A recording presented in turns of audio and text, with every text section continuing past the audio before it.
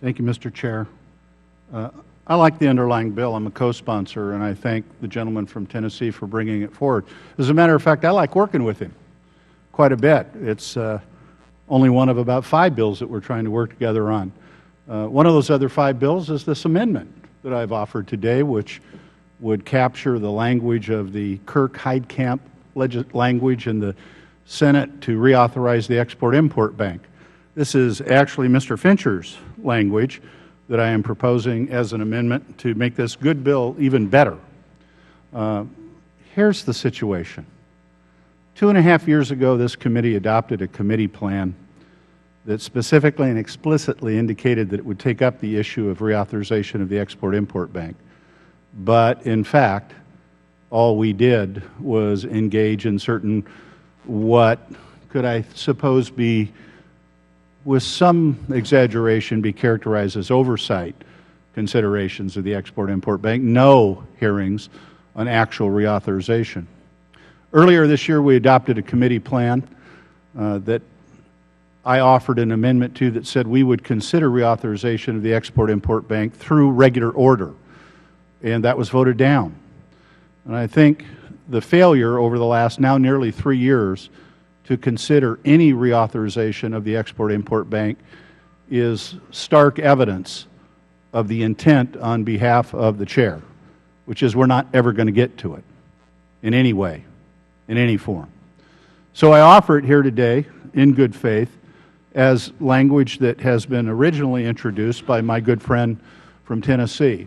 And what's different about today than any other time that I've spoken about this issue in committee is that this is no longer an abstraction. This is no longer an ideological tug-of-war. Real-world consequences are being felt. General Electric has announced not 1 but 2 waves of layoffs.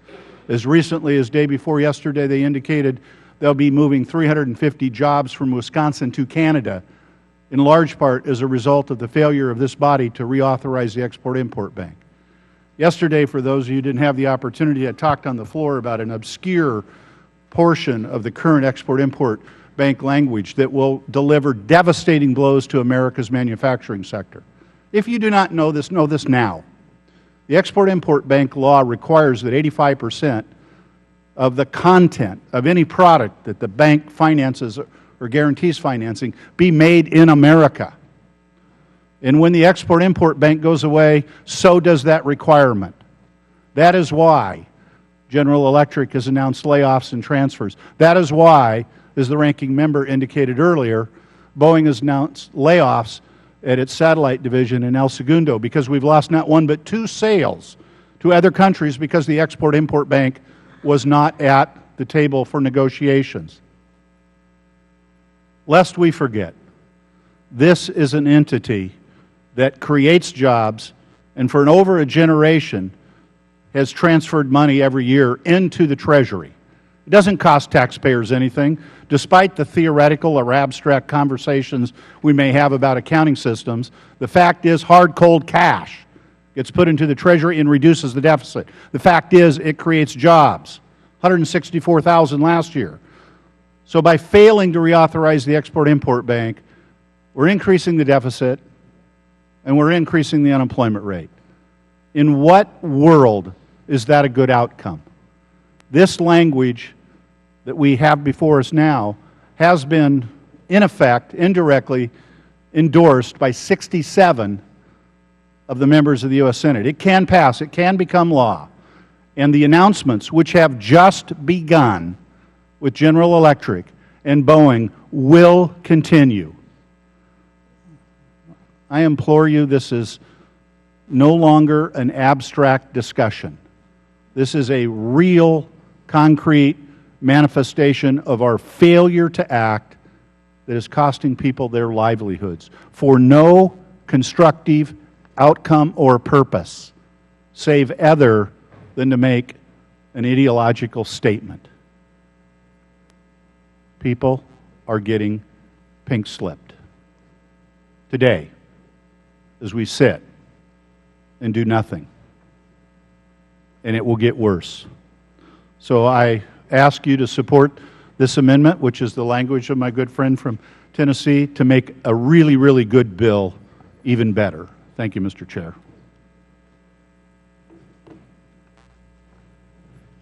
For a purpose, the gentleman from Tennessee seek recognition. Move strike last word. The gentleman is recognized.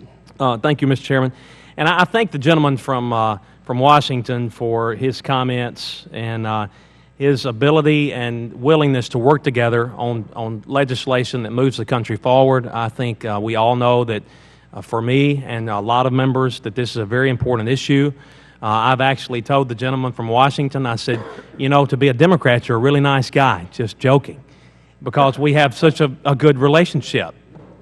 You don't think he's that nice? Okay. Well, maybe I'll reconsider. But today's hearing and markup is about a lot of very important legislation.